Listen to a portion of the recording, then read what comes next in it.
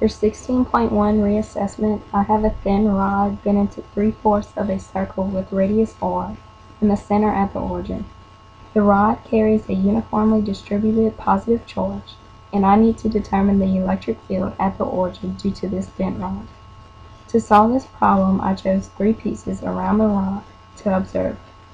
First, I needed to find the electric field due to each piece, which for the first piece I found that the electric field equaled the quantity of the constant 1 over 4 pi epsilon naught times the piece of charge, dq, divided by the square distance away from the origin, r squared, all multiplied by the vector negative sine theta, negative cosine theta, 0.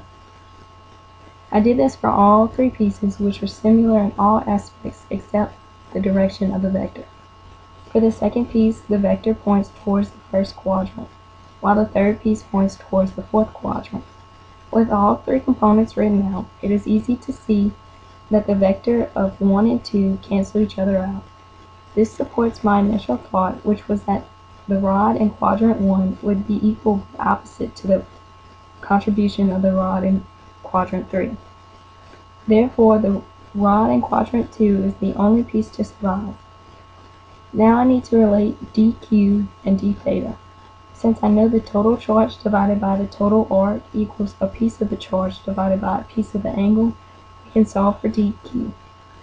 I need to substitute dq into the equation because the rod is uniformly charged, which means that q never changes.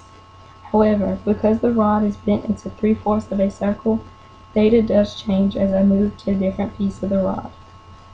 Theta is the only variable in this situation that changes. I separated the x and y components, and now I am able to integrate from 0 to 3 pi over 2. I am integrating with respect to d theta, and because all other variables are constant. For this x component, I integrated sine theta from 0 to 3 pi over 2 to get a value of positive 1. For the y component, I integrated negative cosine theta with the same limits to get a value of negative 1. Now I can write the electric field in vector form.